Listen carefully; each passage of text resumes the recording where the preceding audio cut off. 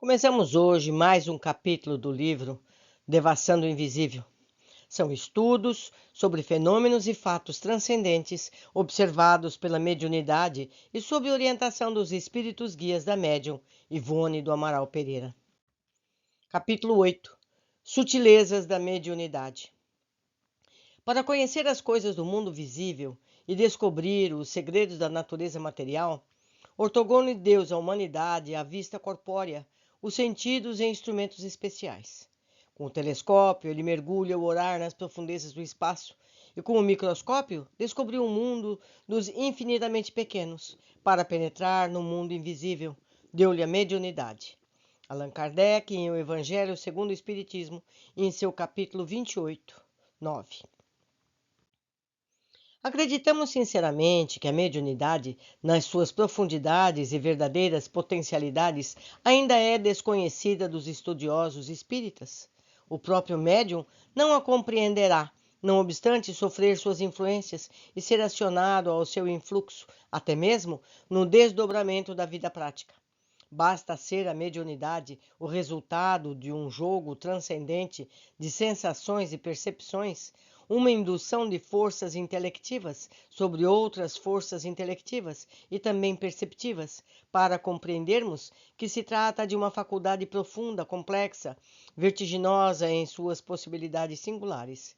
Se todas as faculdades ou atributos da alma é aquele onde se denomina potências, conhecidas pelas pessoas, estão como que interligadas entre si, dependendo uma das outras na contextura que realiza a individualidade integral. Completando-se, harmonizando-se a mediunidade como participante deste conjunto de potências, igualmente estará tão integrada na estrutura psíquica das criaturas quanto as demais, fazendo parte, como vemos, do potencial anímico global que traduz a individualidade imortal, razão pela qual ficou dito que todas as criaturas possuem mediunidade. Tais potências ou forças são, segundo sabemos até o momento, possuímos, além dessas, outras preciosas faculdades que não se revelarão no estado de encarnação ou no de evolução espiritual medíocre. E conforme denominação da psicologia moderna, as funções conscienciais que poderemos agrupar em 4 categorias básicas, a saber, funções intelectivas, funções sensoriais, funções afetivo-emocionais e funções perceptivas, das dos quais se salienta, então, a memória, a razão, o discernimento, a atenção, o pensamento, a vontade, o sentimento, a imaginação e outras tantas. E se as possibilidades desses agrupamentos de forças imortais se desdobram ao infinito, também a mediunidade, como participante dessas funções sensoriais e perceptivas, ao que a observação as indica, possuirá possibilidades de ação e sutilezas ainda desconhecidas dos estudiosos atuais.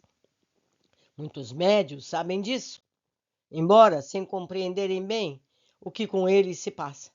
Muitas vezes, receoso de não ser acreditada pelos amigos mais íntimos e temendo ver-se considerado ridículo ou pretensioso, guarda um médium o segredo das mais belas revelações que lhes são facultadas por vontade exclusiva dos mentores espirituais, ou por ação mecânica da própria faculdade, que naturalmente desencadeia os acontecimentos, mesmo a revelia do médium. Geralmente, perseguido, criticado sem piedade, até dentro do próprio lar, e também pelos adeptos da própria doutrina, enche-se ele de complexos e timidez, que tendem a perturbar, quando não impossibilitam, muitos fenômenos que poderiam realizar-se para a edificação geral.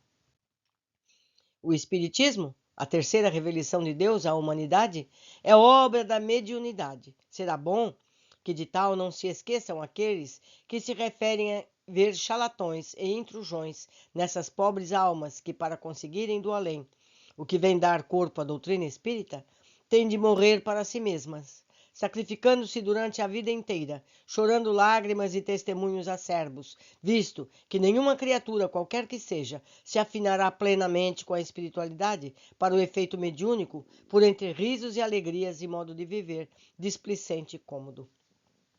Tal como os demais médiuns, tivemos encobrir o público e até de amigos íntimos, como revelações e até profecias, como noticiários de além-túmulo que posteriormente foram confirmados.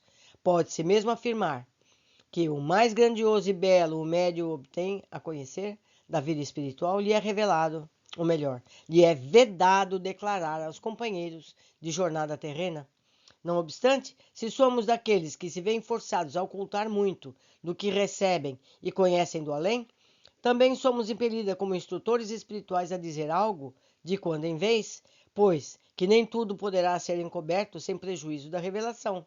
E muitas vezes o que o médium revela favorece ensejos para estudos profundos, descobertas e elucidações transcendentais importantíssimas que tendem a testemunhar a veracidade do Espiritismo. Há 5 séculos, quando o bispo de Beauvoir, me perdoe o mal francês, durante o interrogatório, indagou a Joana d'Arc se São Miguel lhe aparecia desnudo, ao que ela prontamente respondeu também interrogando: Pensas que Deus não tem com que vesti-lo?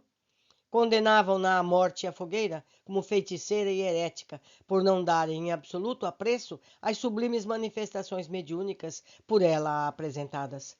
Hoje, porém, pelo menos, os espíritas sabem compreender e considerar os fatos do invisível em torno da grande médium, assim como não ignoram que não apenas as vestes dos espíritos, guias de Joana d'Arc, mas de todos os espíritos desencarnados que desejem apresentar-se ornamentados, são tecidas com um fluido universal e que essas roupagens, por vezes belíssimas, com que os médicos costumam vê-los, são divisas, quer em vigília, quer durante os transes a que estes forem submetidos, entendemos que a resposta de Joana ao bispo assume grande valia nos dias atuais, quando a ciência transcendental já nos levou a compreender o que Deus possui para vestir os habitantes do mundo espiritual, ou seja, os elementos fluídicos sobre que agem o pensamento e a vontade dos desencarnados. Assim sendo, não desprezaremos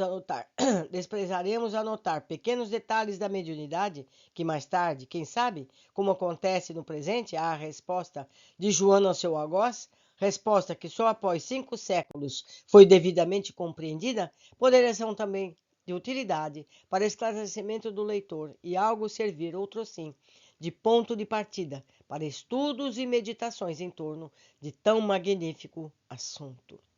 Meus amigos, nós na verdade não sabemos muito. Temos que ser humildes e perceber isso.